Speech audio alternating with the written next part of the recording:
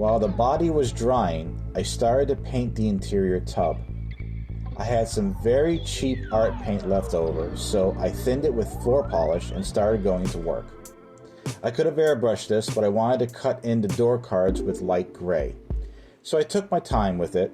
Since this was art paint, I could use water to quickly clean up any mistakes I made. Here's the interior after 2 coats of black. I'll speed up the footage so you can see it dry.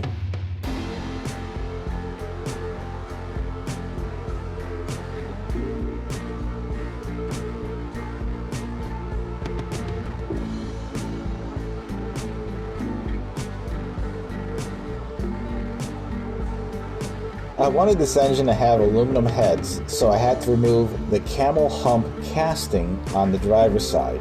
I just used an X-Acto to shave it off. Next, I painted the Weber carbs, the heads, and the transmission pan with Tamiya flat aluminum.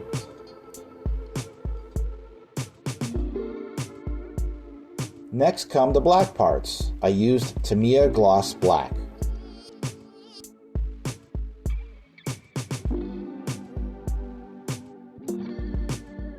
To finish the engine details, I painted the connectors and freeze plugs in Tamiya gold leaf. I wanted chrome air horns, so I painted them with my Fusion Firm.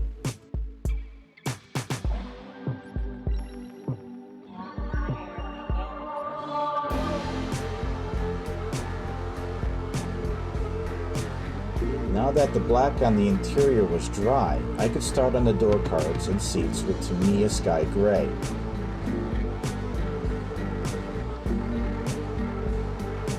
I was hoping to modernize the look of the dashboard by painting it black and sky gray. Because the paint is transparent, you will need at least 2 coats over a white primer.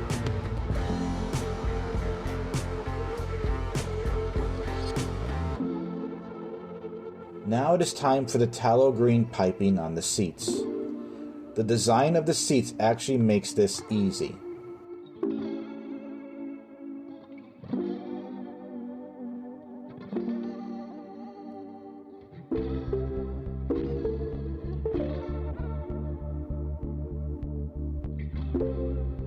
After the green dried, I applied thinned Tamiya flat black to finish them off.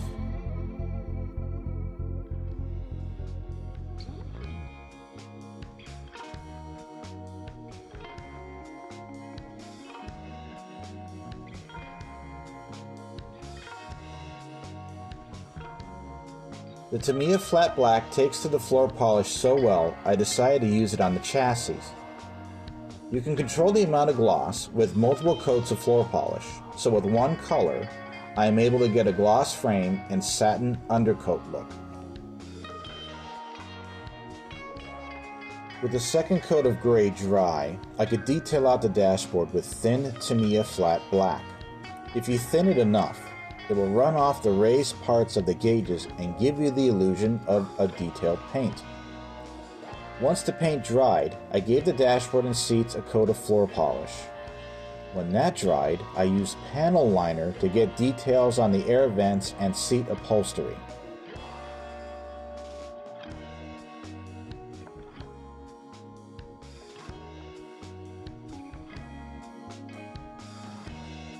Here, I can use mineral spirits to rub off the panel liner that I don't want. This is where the gloss floor polish comes in handy. It allows the panel liner to be removed with minimal rubbing. Once this all dries, I'll hit them with Tamiya Matte Clear. It's been a week since I sprayed the Revel Chrome. Time to remove the paint mask.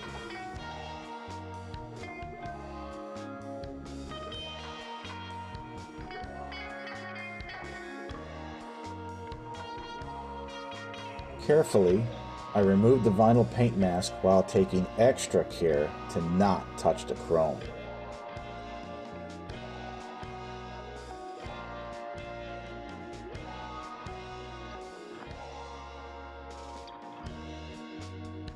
It's going slow, but well.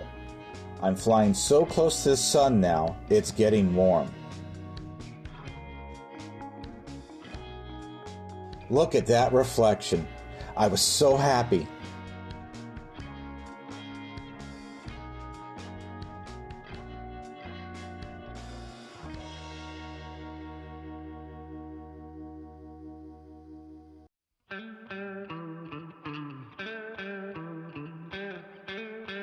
Now I had to level the paint.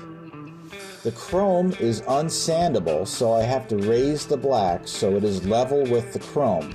Then coat everything with the floor polish. This is all done by hand with brushes. Once the black is level with the chrome, I brushed everything with the floor shine. It still looks great. Here's where the metaphor hits the fan. Watch that oil temperature. What the hell's he doing up there? I flew too close to the sun and fell. The last step of my finish was a fine grit wet sand. In my haste, I burned through the fender creases, leaving a black line. I thought, oh, I'll just mask it. Hit it with Fusion Firm and follow up with some floor shine. No one will know after I rub it out. This happened. The low-tack tape pulled the floor polish right off the chrome. The paint was ruined, and so was my dream of a chrome purple candy.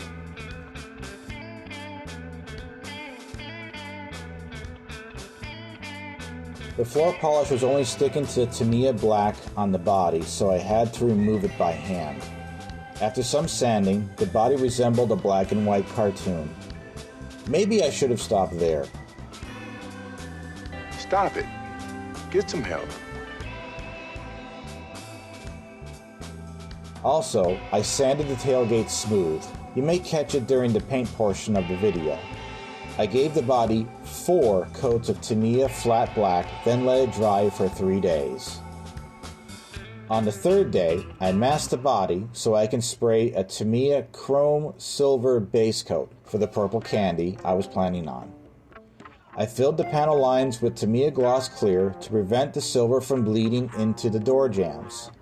I also used a Q-tip to help press the tape down on the fenders.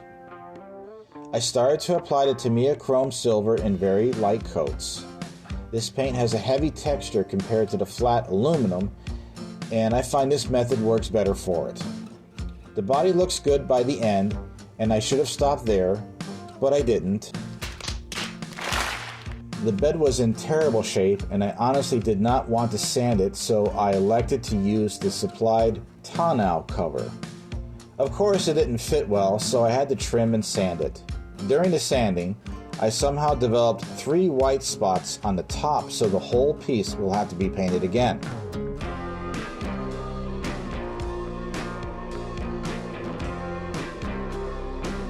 By now, the chrome silver was dry, and I was anxious to create my purple candy.